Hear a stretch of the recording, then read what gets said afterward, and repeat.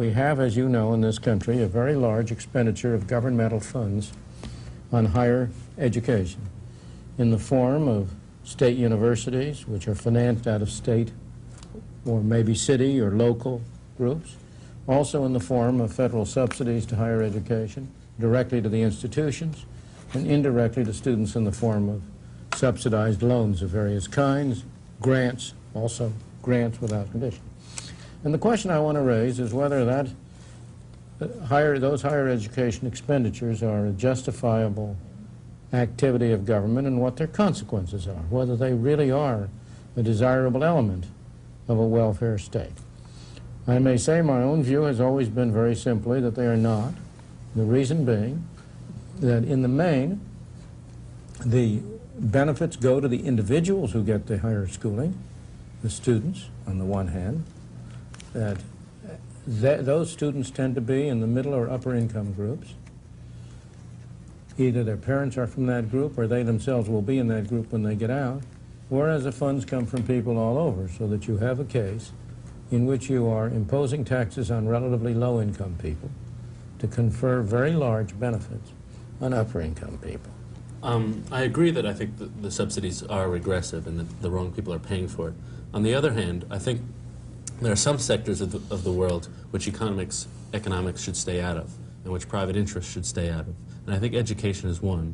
I think as soon as you start offering people economic incentives to get educated or to use the education that they get for economic means, in other words, once you put a price tag on knowledge, I think you're going to be What are you subverted. talking about? You mean to say that the graduates of colleges and universities don't use their capacities in the direction which is influenced by the incomes they can earn? Not completely, no. Oh, but neither do the people who don't go to college. Nobody is completely dominated by the highest income. So Right. in what respect, in what way do you think that governmental financing of higher education in any way changes the incentives to which the individuals who get the education react? Well, it's hard to talk about this without having the possibilities before us. Let me tell you, one possibility I've heard is that people would, in effect, invest in me. If I went to college, somebody would say, he's probably going to do well, so we'll pay him to go to college, and then as he makes money, he'll pay us back. And it's a good investment. That gives, first of all, they're going to judge people not on how well they get educated, but how well they're going to do after college. So right there, I think that's a subversion of the educational process. Let's stop for a moment. Okay. You think that the grantors of government higher education are judging the expenditure of that education by how good the education is? How do you explain the fact that the most eminent universities, disproportionately contributing to the Nobel laureates or other marks, are the non-governmental as opposed to the governmental institutions? Well, I think private institutions are, in general, better, though certainly there are very good state institutions. Well, I feel that there's a basic assumption that has to be challenged, and that's that the students by themselves benefit.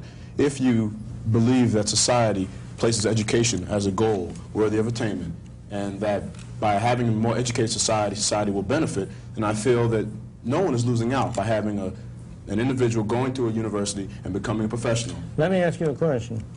Did society benefit from the development of the microcomputer industry in the Silicon Valley?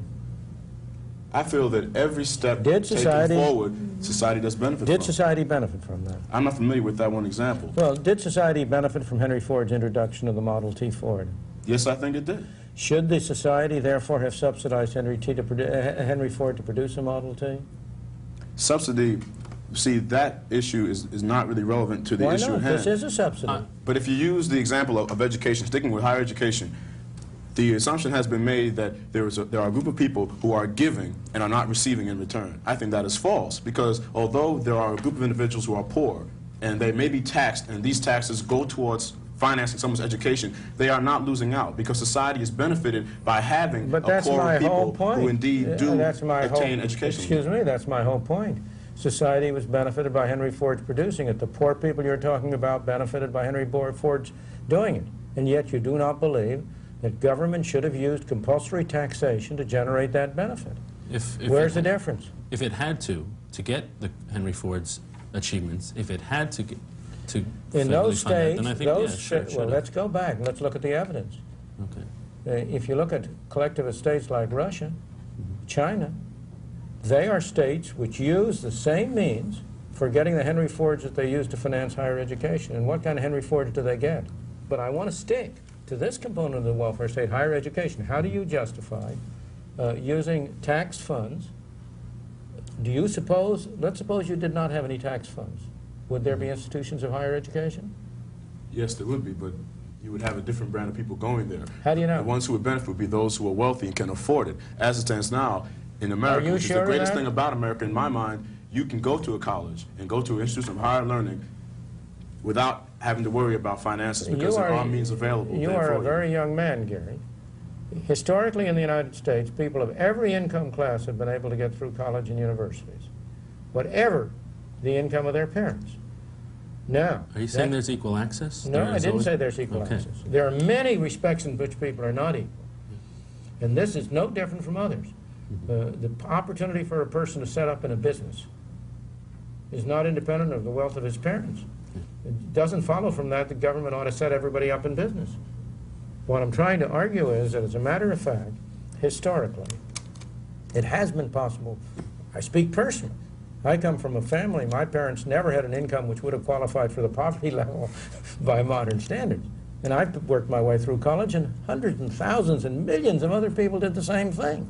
The question is, if you want to go to college, who should pay for it? You or somebody who isn't going to go to college? It is in the best interest of every black individual, regardless of his station in life, to make sure that more blacks go to college and become professionals. Therefore, by using your logic, you would say by that one black person living in Harlem who does not have the funds available, he should not be made to give $1 of his paycheck to go to a person who's going to college. The right word is made. There have long been black colleges and universities supported in large part by contributions from the black community. That's a voluntary activity. The question at issue is whether it is appropriate to make them contribute. I think it is appropriate, because that's something which I and a lot of other people deem as being very important. Excuse me, for a moment, let's suppose you didn't go to a college. You would have conducted some other career.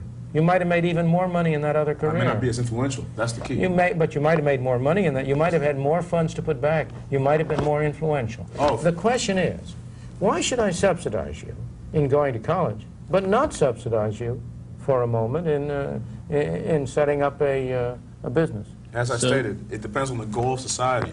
Society doesn't have goals. People have goals. Well, people you make have up society. Common goals, of course. But insofar as their goals are common, they can do it through voluntary contributions. Why should factory workers, or why should a poor black factory worker have to work an extra hour a week in order to send any of us to college? Well, there's good and bad points to everything, but just because others get on the bandwagon and also benefit does not mean that we should not allow those who are on the lowest strata to benefit. Not just others, it's most of the people who go to college are middle class. There is no governmental program in the country which so clearly takes money from low-income groups and gives it to high-income groups. But you're saying, you're making the assumption that you have a group of people who are in lower classes paying for the higher echelon. Well, the higher echelon doesn't really have to get the money to go to school. I beg your pardon. Doesn't have to, of course. They have other means. But it does. If I take the people who are going to Berkeley, here in California, the University of California, that's a state university, it doesn't have any tuition, it does have some fees. If you look at the average income of the parents of the people who are going there, this was done some time ago in all the state universities in California, 50% of the students came from the upper 25% of the income class, and 5% of the students came from the bottom 25% of the income class. Well, if that's the current state of affairs, then that is not fair. But that does not mean we should scrap the whole institution of government subsidizing education. Well, you tell me how you would arrange the subsidies. Well, I don't have any easy answers, but I still wouldn't say scrap the whole system. And I think that's where we differ. It so happens that the oldest form of government subsidization education was for higher education.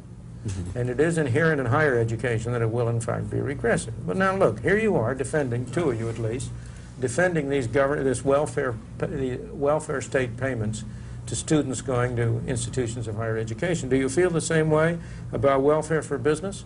I think if we can't get a great car through private industry, and it's, you know, if getting a good car is a good in itself, which it is, then we should federally fund it. Yeah. And how are you going to, who is going to decide, and how are you going to decide whether government is more effective in doing that than private, than the market itself? It's not a question of who's more effective. I think I would agree that, especially in getting a good car, the private is always more effective. But we're taking a hypothetical case where the private market won't do it. Well, let's not take hypothetical cases. Okay. Let's take real cases, for example. Here's the Chrysler Corporation. Right. The government, in effect, bailed it out by guaranteeing it a loan. Should the government have guaranteed that loan? And not on principle. I really can't defend it on principle. But the fact is that a tremendous amount of our population is reliant on the auto industry and on Chrysler in particular. What would have happened if Chrysler had gone bankrupt? I don't know. Would have continued to operate. But it would have operated under a receiver. The people who would have been hurt would have been the people who owned Chrysler shares or who had loaned money to Chrysler. In fact, the odds are that the properties would have been taken over by more efficient automobile producers, and for all I know, you would have had more jobs for all. Now, the question is, that's why I say this is welfare. The Chrysler loan is a form of welfare to the people who own stock and bonds, just as government subsidies to higher education is a form of welfare for the students who are in higher education. Nobody would argue that what we did to Chrysler we should do for every folding firm. But I think government does have an opportunity to provide security. It's not fair to a Chrysler employee that he gets laid off and he gets impoverished because Lee Iacocca or somebody on the top of Chrysler made a mistake. So the government has the opportunity to offer him some security. And that's basically what we go to government for security. But the government does provide a lot of that security by providing unemployment insurance, by providing all sorts of assistance for people who are put out of work. So the only question at stake here is whether he is in addition entitled to a job which brings in much more pay than the average American makes, producing products which nobody wants for the benefit of a multi-billion dollar corporation. Again, you're switching it to industries that won't bounce back. In this case, we had an optimum use of security. He became secure, and at the same time, he got to work and contribute. I don't see how we can know that it was optimum because we don't know what would have happened with that plant if it had been broken up and divided under new management. It might be that other people in Lee Iacocca could have managed that plant much more effectively. And then maybe the workers who would have been working for that management would be better off today than if they had stayed, you know, under Iacocca's management. In any event, I just don't see why the government should be supporting Lee Iacocca any more than it should be supporting, you know, middle-class college students.